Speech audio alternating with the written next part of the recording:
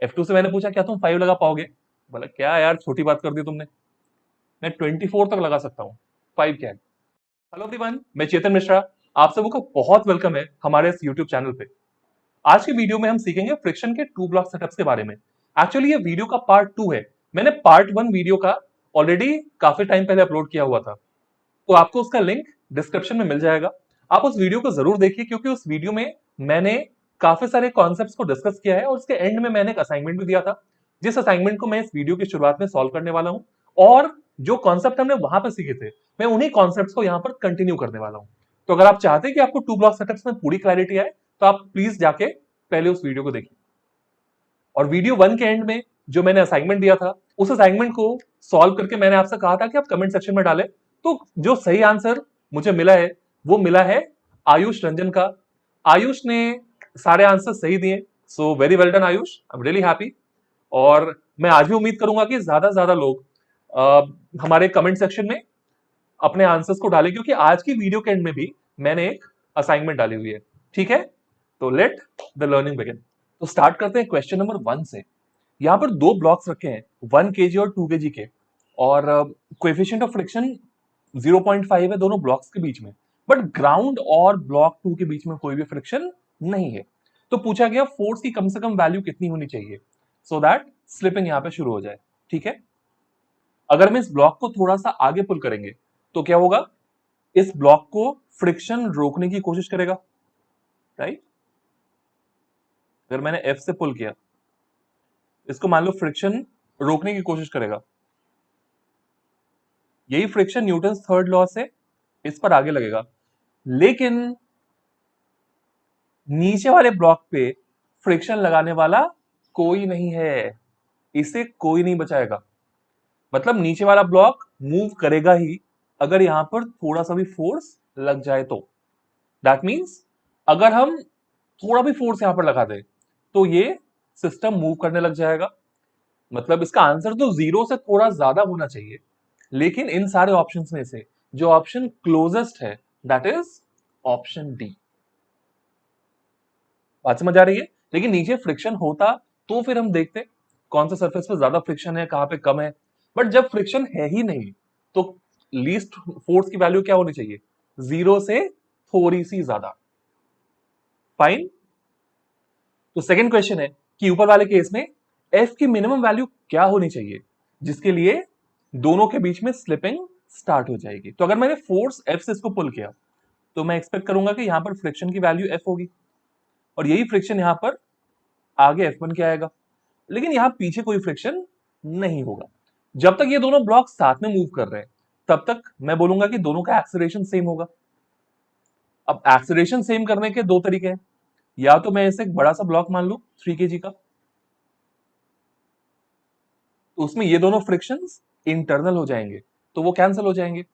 मतलब आगे you will have F, और इधर कोई भी फोर्स नहीं लग रहा, राइट, क्योंकि ये ग्राउंड के साथ कांटेक्ट में होगा। तो एक्सीलरेशन की वैल्यू क्या लिखोगे, एक्सीलरेशन की वैल्यू हो जाएगी F/3।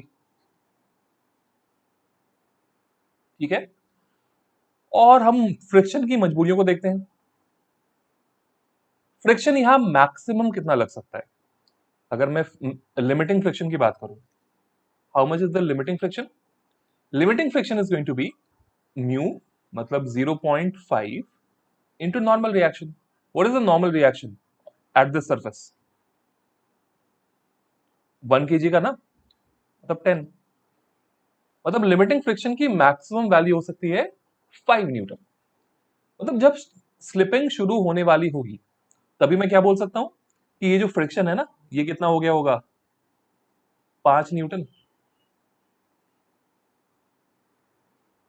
ठीक है जी, दोनों का एक्सीलरेशन ए है, तो क्या मैं दूसरे वाले ब्लॉक के लिए ये लिख सकता हूं कि 5 newton is equal to 2 into a. और ए की वैल्यू तो मैं निकाल सकता हूं ना, F/3। मतलब ये 2F/3, इसकी वैल्यू हो जाएगी 5 के बराबर। तो क्या मैं यहां से F नहीं निकाल सकता, F की वैल्यू क्या हो जाएगी, 15/2 न्यूटन। 15/2 कौन सा होगा, ऑप्शन सी। नेक्स्ट क्वेश्चन है minimum value of F for which slipping begins on any surface. हमने फोर्स लगाया कौन से ब्लॉक पे? नीचे वाले ब्लॉक पे। तो ये चीज तो मैं बता सकता हूं कि अगर मैंने फोर्स नीचे वाले पे लगाया, ठीक है, तो ऊपर वाला ब्लॉक अपने आप मूव नहीं कर सकता। जो मैंने पिछली वीडियो में बताया था कि अगर मैंने टेबल पे कोई बॉटल रखी है, मैं टेबल पे फोर्स लगाऊं तो क्या वो बॉटल अपने आप मूव कर जाएगा? नहीं। तो मैंने फोर्स लगाया 4 kg के ब्लॉक पे, तो जब तक 4 kg वाले ब्लॉक में मूवमेंट नहीं आएगी तब तक 2 kg ब्लॉक भी मूव नहीं करेगा। और अगर 2 kg ब्लॉक मूव नहीं कर रहा है, that means there is no friction acting on the 2 kg block. तो बहुत सारे बच्चे कंफ्यूज होते हैं कि नहीं मतलब फ्रिक्शन है तो म्यू एम जी तो लगी जाएगा। वैसा नहीं होता। We have to be careful जब फ्रिक्शन स्टैटिक हो। स्टैटिक फ्रिक्शन की वैल्यू 0 से म्यू टाइम्स नॉर्मल रिएक्शन के बीच में कुछ भी हो सकती है।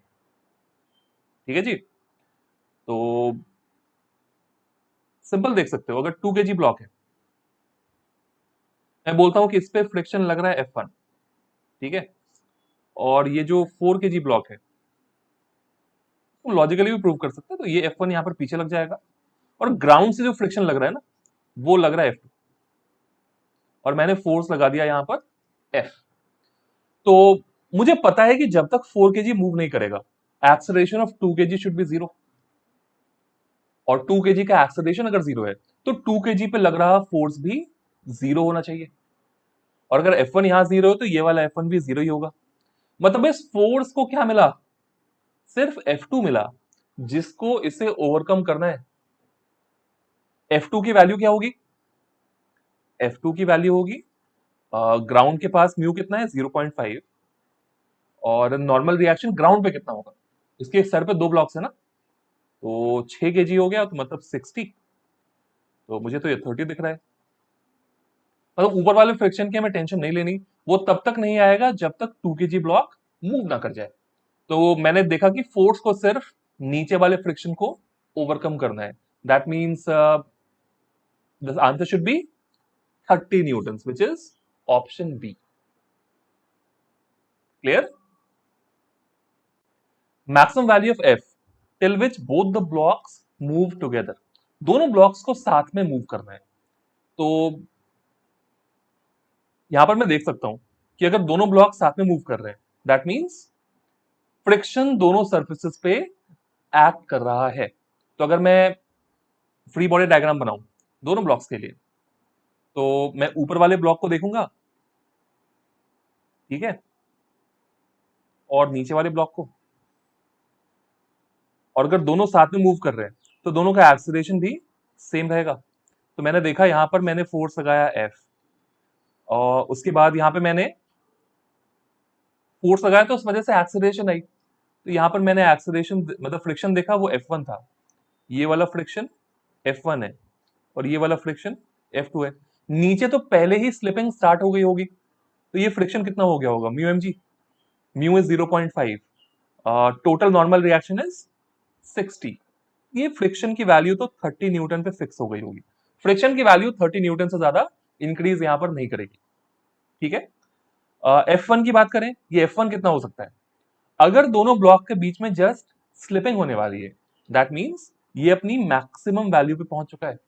मैक्सिमम वैल्यू कितनी होगी देख लेते हैं। यहां पर म्यू की वैल्यू है 0.5, और ये ऊपर वाले सरफेस पे what is the normal reaction?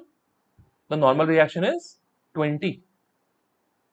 नहीं, ऊपर वाले ब्लॉक के वेट को इन दोनों सरफेसेस के बीच का नॉर्मल रिएक्शन बैलेंस कर रहा है। तो मैं सीधा वही लिख दूंगा, F1 की जो मैक्सिमम वैल्यू है ना, दैट इज 0.5 इंटू 20, जो हो जाएगा 10 न्यूटन, और यहां भी ये हो जाएगा 10 न्यूटन।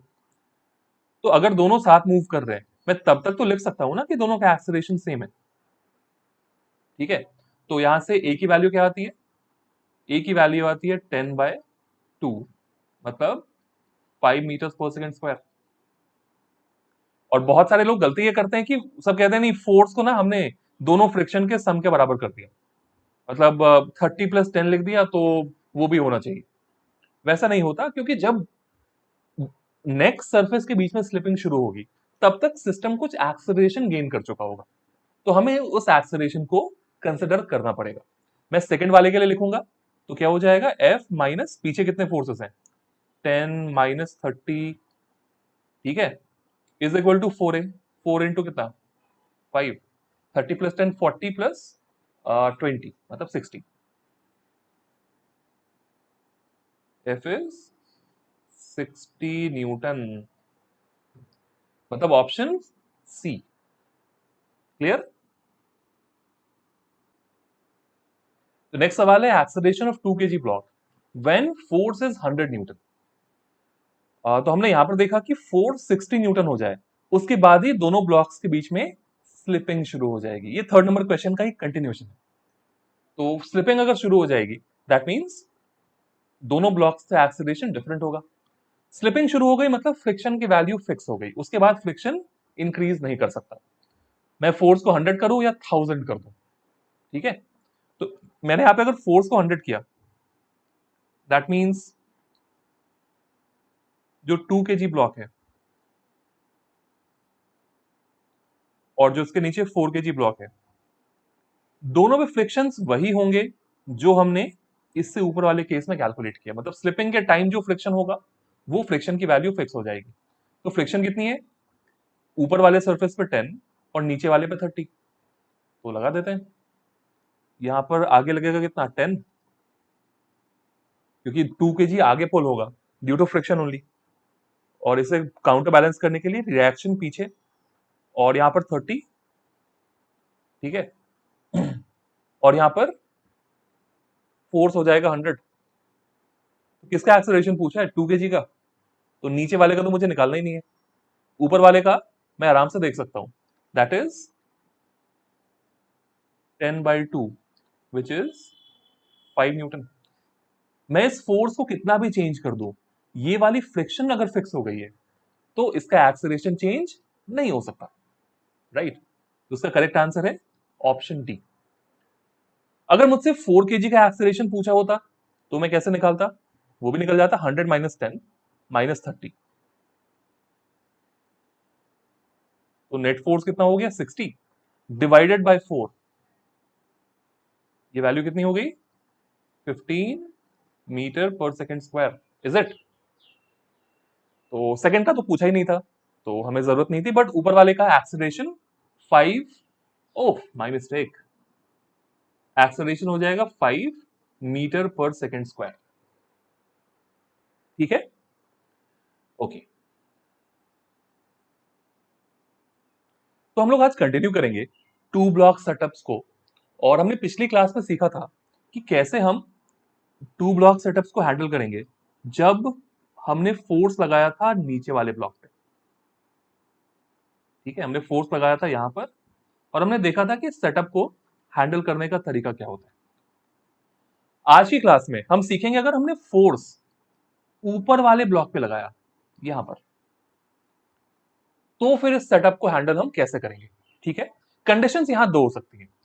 तो अब अगर मुझे यहां पर मासेस m1 और m2 हमें दे रखा है, तो मैंने कोएफिशिएंट ऑफ फ्रिक्शन अगर μ1 लिया और μ2 लिया, तो फर्स्ट वाले सरफेस पर फ्रिक्शन की वैल्यू क्या होगी, ये हो जाएगी μ1 m1g, और सेकेंड वाले सरफेस पे F2, लिमिटिंग फ्रिक्शन की वैल्यू वो हो जाएगी μ2 m1 प्लस m2 इंटू जी। अब यहां कंडीशंस दो हो सकती हैं। हमेशा हमें क्या करना है, सबसे पहले दोनों सरफेस पे फ्रिक्शन की मैक्सिमम वैल्यू कैलकुलेट कर लेनी है, और फिर मुझे चेक करना है कि इन दोनों वैल्यूज में से अब कंडीशन क्या हो सकती है, या तो F1 की वैल्यू क्या हो, F2 से ज्यादा हो, ठीक है, या फिर दोनों बराबर हो जाएं, या फिर F1 की वैल्यू F2 से कम हो। यही तीन कंडीशन हो सकती है, ठीक है। तो इन तीनों कंडीशंस को हमें कैसे हैंडल करना है वो हम यहां पर सीखने वाले हैं, ठीक है। सबसे आसान जो केस होगा, चलो वो मैं दिखाता हूं। पहला केस में लेता हूं कि F1 की वैल्यू F2 से कम है, ठीक है। मतलब मैं कुछ डेटा ले लेता हूं सो दैट सबको समझने में थोड़ी आसानी हो। अपना वही 2 kg 4 kg को हम कंटिन्यू करते हैं सो दैट सभी लोग समझ पाए। मान लो ये 2 kg का ब्लॉक है और ये 4 kg का ब्लॉक है। मैं थोड़ा कन्वीनियंट डेटा ले लेता हूं सो दैट सबको आसानी हो। जैसे मान लो मैंने यहां पर μ1 की वैल्यू ले ली 0.5, ठीक है, और मैंने यहां पर μ2 की वैल्यू ले ली 0.4। तो यहां से f1 की वैल्यू कितनी आ गई?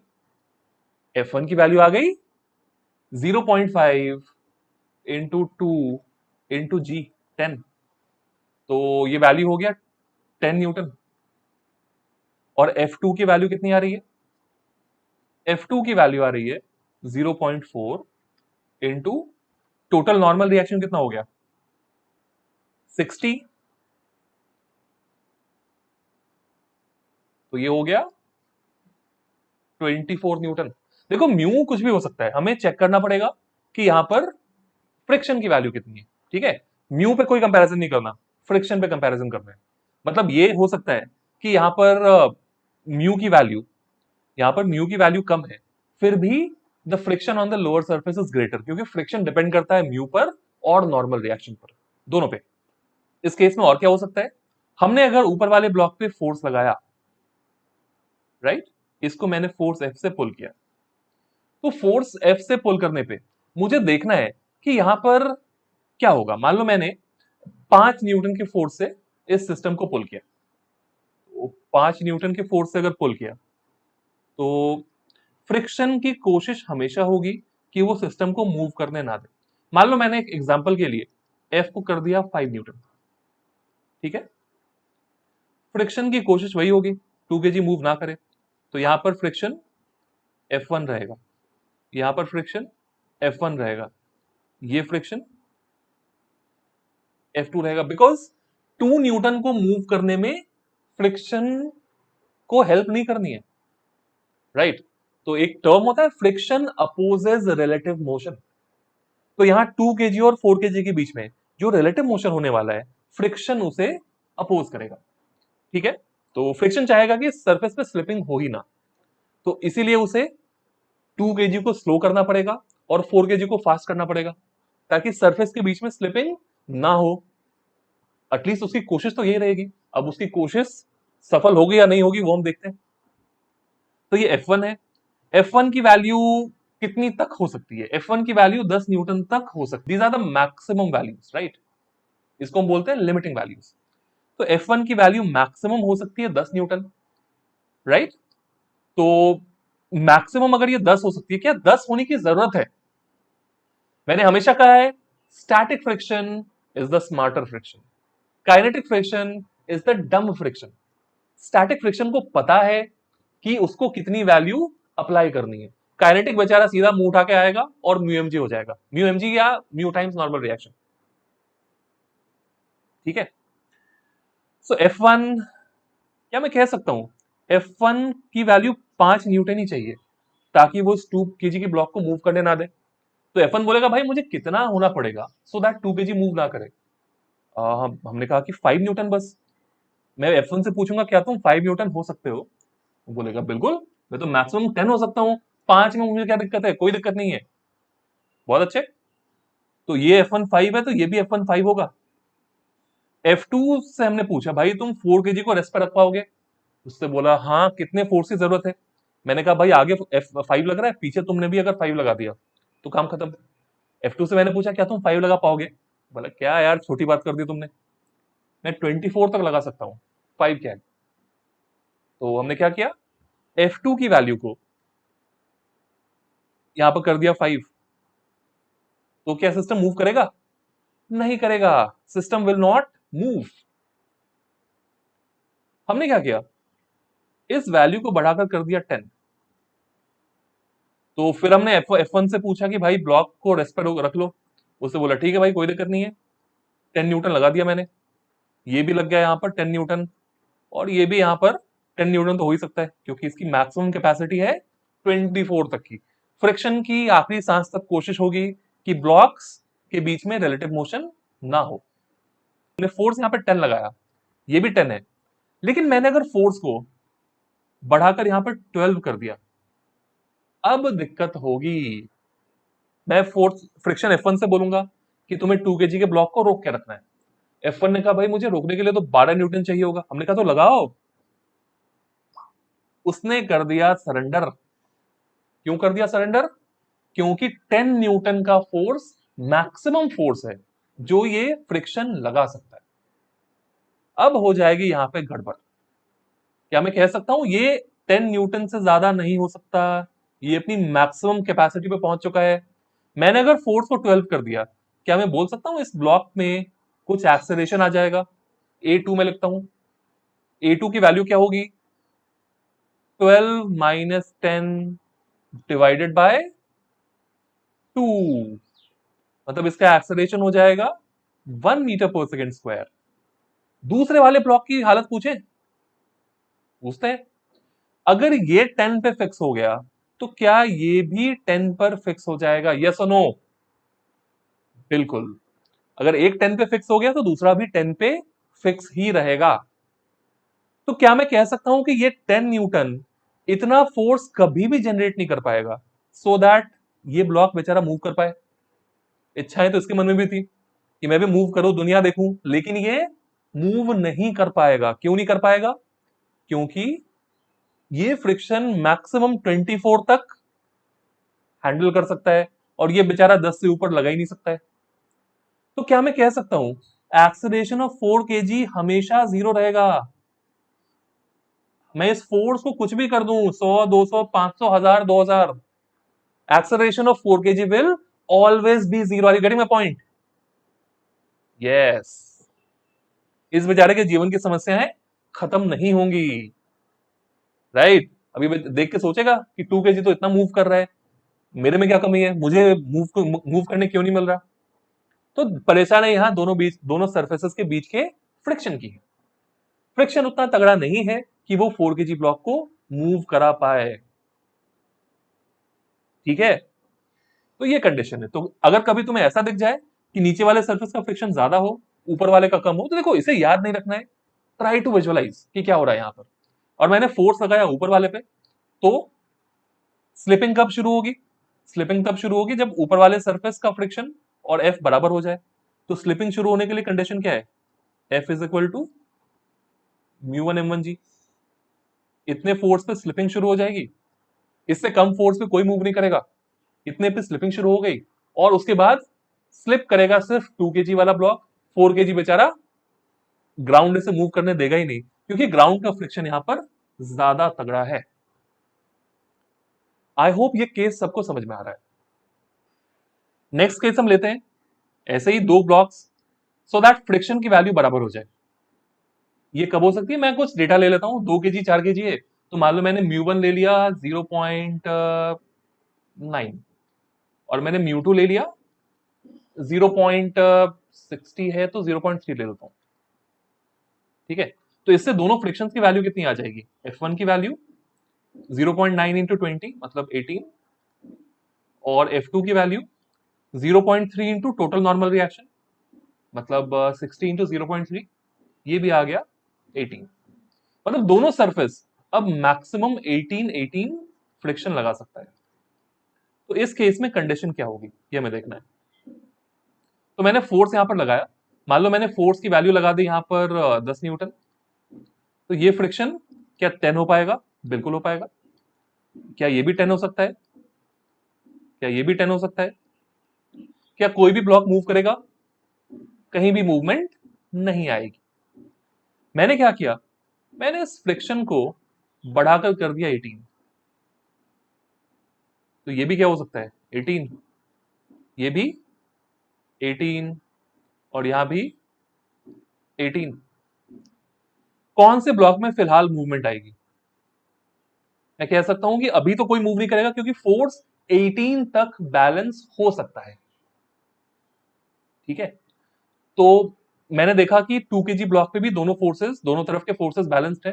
4 kg पे भी दोनों तरफ के फोर्सेस बैलेंस्ड है, मतलब मैक्सिमम फ्रिक्शन तक तो कोई दिक्कत सिस्टम को नहीं आएगी। मूवमेंट शुरू होगी उसके बाद। अगर मैं इस 18 को 20 बना दूं तो समस्या शुरू होगी। क्या प्रॉब्लम होगी? प्रॉब्लम ये होगी कि ये वाला फ्रिक्शन इससे ज्यादा अब नहीं हो सकता, 18 पे फिक्स हो गया। अगर ये बेचारा फिक्स हो गया तो क्या इसे भी फिक्स होना पड़ेगा? सोच के बताओ। ये 18 पे सरेंडर कर चुका है, हाथ खड़े कर चुका है कि भाई अब मेरे से नहीं होना।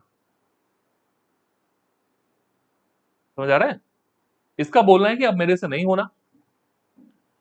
आगे फोर्स लग रहा है 18, तो इसे भी 18 करने की जरूरत है ना। ये बेचारा अगर 19 हो जाता तभी इसको दिक्कत होती। तो 4 केजी ब्लॉक की किस्मत फिर से फूटी है। इसे फिर से मूव करने के लिए नहीं मिलेगा क्योंकि दोनों तरफ के फोर्सेस एग्जैक्टली बैलेंस्ड है। लेकिन मैंने अगर इसे 20 कर दिया तो क्या हो जाएगा? ऊपर वाले ब्लॉक में मूवमेंट आएगी, तो एक्सेलरेशन की वैल्यू कितनी हो जाएगी? 20 माइनस 18/2। हर केस में इतना नहीं लिखना है, जो डेटा दिया होगा उसके हिसाब से लिखना। ठीक है, तो ये वैल्यू कितनी आ रही है? 1।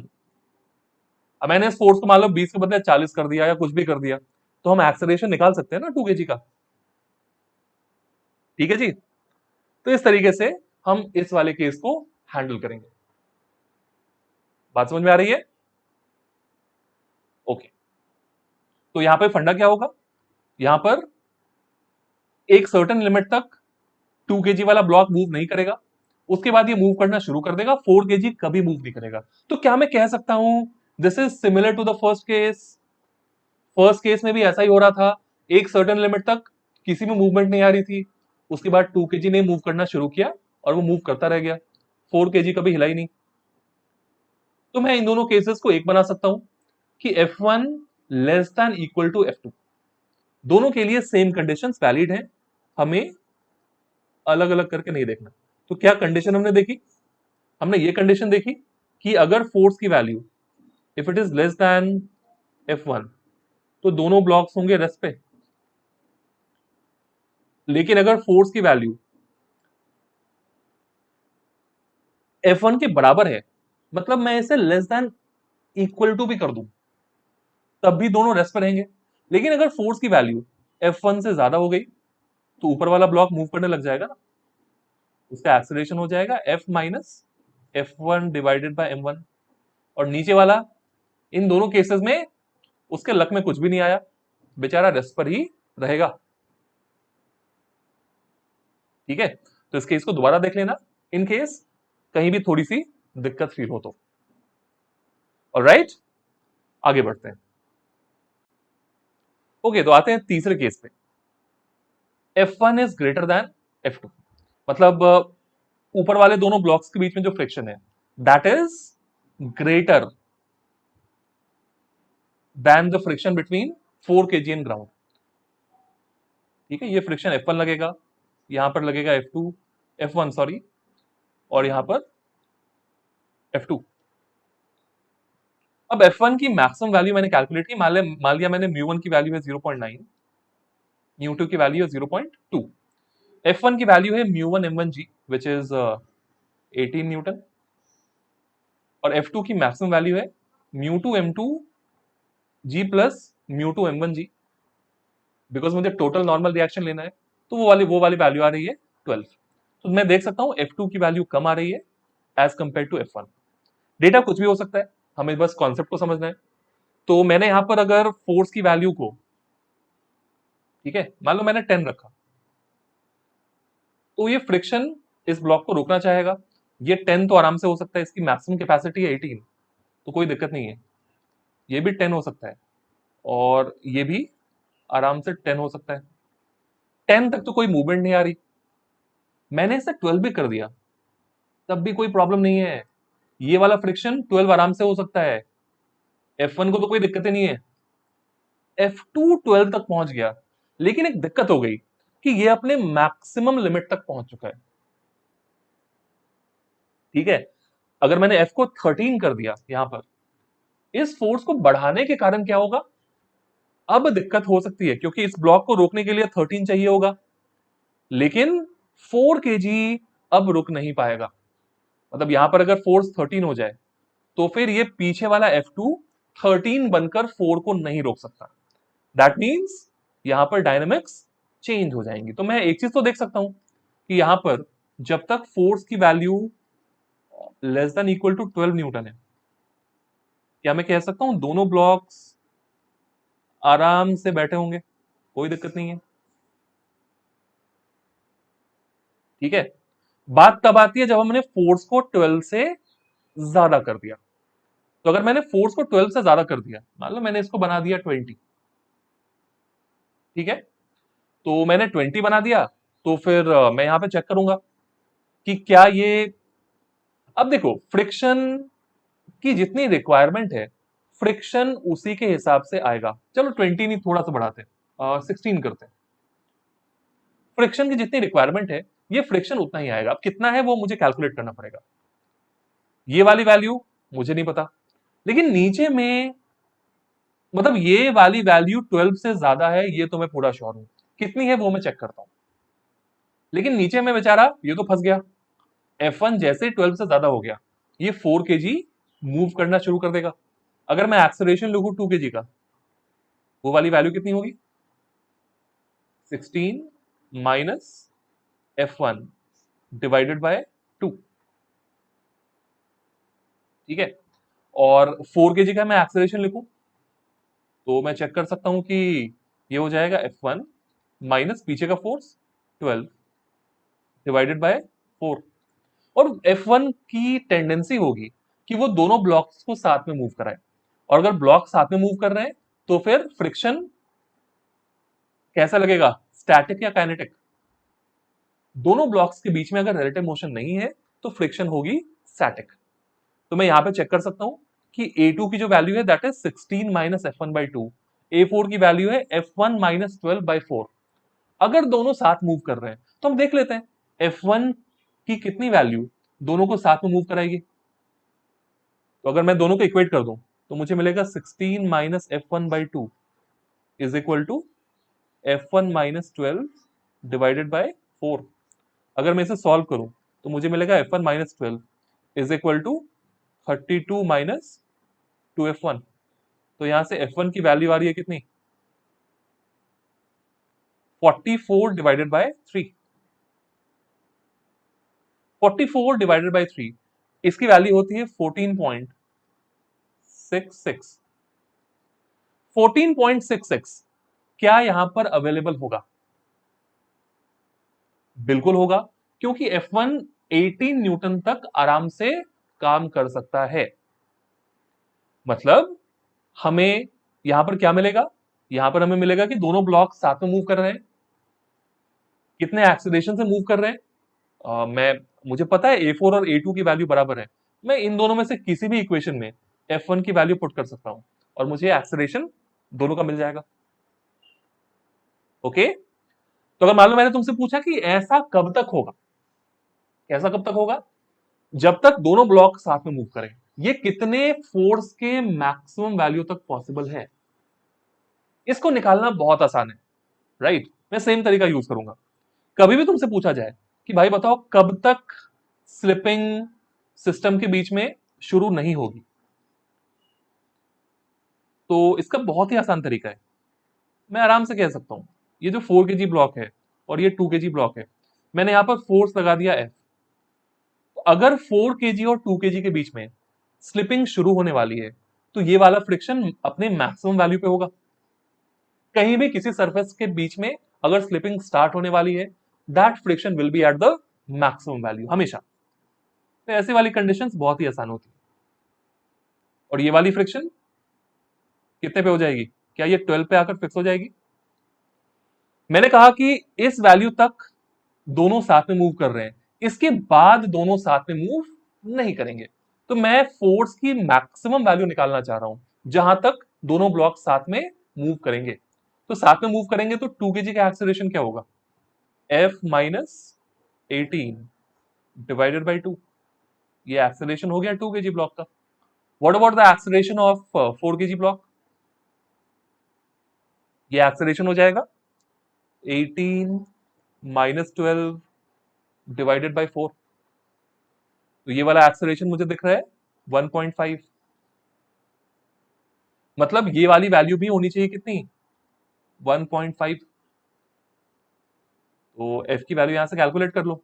F की वैल्यू हो जाएगी 3 into 3 plus 18 which is 21 Newton. मतलब 21 न्यूटन तक दोनों ब्लॉक्स यहां साथ में मूव करेंगे। तो मैं देख सकता हूं कि एक कंडीशन तो ये हो गई सेकेंड कंडीशन हो जाएगी कि अगर f की वैल्यू क्या हो, 12 से तो ज्यादा हो लेकिन 21 से कम हो, उस केस में क्या होगा, दोनों ब्लॉक साथ में मूव करेंगे, मतलब A2 is equal to A4। और अगर दोनों ब्लॉक साथ में मूव कर रहे हैं तो मैं दोनों को एक बड़ा सा ब्लॉक मान सकता हूं ऑफ मास 2+4। फोर्स मैंने F लगाया, नीचे में फ्रिक्शन कितना लग रहा है, 12, तो मैं एक्सीलरेशन ऐसे भी निकाल सकता हूं, ये F माइनस 12/6 होगा। जस्ट F की वैल्यू पुट कर लो, ठीक है। और अगर F की वैल्यू 21 न्यूटन से भी ज्यादा हो जाए, तब तब तो भाई कोई इसे बचा नहीं सकता, दोनों सरफेसेस पे स्लिपिंग शुरू हो जाएगी और फ्रिक्शन अपनी मैक्सिमम वैल्यू पे अटका रहेगा। ये 2 है, फोर्स को मैं मान लो यहाँ पे F कहता हूं, कुछ भी हो सकता है, ये 21 से ज्यादा, 25, 40, 50, 100, कुछ भी। और नीचे वाली वैल्यू 4 है, तो यहां पर ये तो 18 हो जाएगा फिक्स, और ये वाली वैल्यू 12 ही रहेगी। तो क्या मैं कह सकता हूं इससे ज्यादा के लिए, ये वाले केस में एक्सेलरेशन ऑफ 4 यहां पर फिक्स हो जाएगा, 18 माइनस 12 डिवाइडेड बाय 4, मतलब 4 की वैल्यू 1.5 से ज्यादा यहां पर नहीं होगी, इसका एक्सेलरेशन फिक्स हो गया। What about 2? 2 के साथ तो कोई दिक्कत नहीं है, इसे जितना भी एक्सेलरेशन चाहिए इसे फोर्स प्रोवाइड कर सकता है, बट मजबूरी थी 4 kg के साथ, इसे ड्रैग करने वाला फ्रिक्शन था ना कि फोर्स। तुमने फोर्स ऊपर वाले पे लगाया ना, तो नीचे वाला फ्रिक्शन के सहारे ही मूव करेगा। तो 2 का acceleration F minus 18 divided by 2, F की वैल्यू पुट करते जाओ, तुम्हें ये वाला एक्सेलरेशन मिलता जाएगा। तो ये सारे केसेस हैं जो 2 ब्लॉक सेटअप पे आ सकते हैं, right. So I hope that सभी लोगों को ये समझ में आया, और if needed please watch the video again, so that अगर कहीं पे प्रॉब्लम हो तो वो प्रॉब्लम आपकी दूर हो जाए। ऑलराइट, तो अब मैं कुछ प्रैक्टिस क्वेश्चंस दूंगा और मैं उम्मीद करूंगा कि सभी लोग इन क्वेश्चंस का आंसर करें और कमेंट सेक्शन में लिखें, ठीक है। लास्ट टाइम मैंने देखा था कि काफी कम लोगों ने ये किया था, बट इस बार I want more participation, okay. ये practice question number 1, total 4 questions हैं, तो सभी लोग स्क्रीनशॉट ले सकते हैं और इसे अभी भी सॉल्व करके कमेंट सेक्शन में मुझे आंसर बताओ, ठीक है।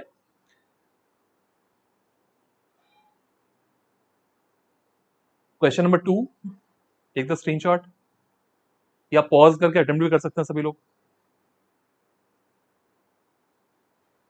ओके। ये रिलेटेड टू फर्स्ट क्वेश्चन है। Number 3,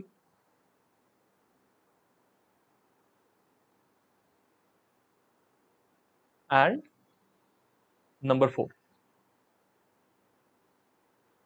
so I hope that सभी लोगों को वीडियो पसंद आया, और बहुत जल्दी और भी कई सारे टॉपिक्स पे मैं वीडियो बनाने वाला हूं। So please share this channel with your friends, so that मैं जो एफर्ट्स डाल रहा हूं वो ज्यादा से ज्यादा लोगों तक पहुंचे। वीडियो देखने के लिए बहुत बहुत thank you. See you very soon in the next video.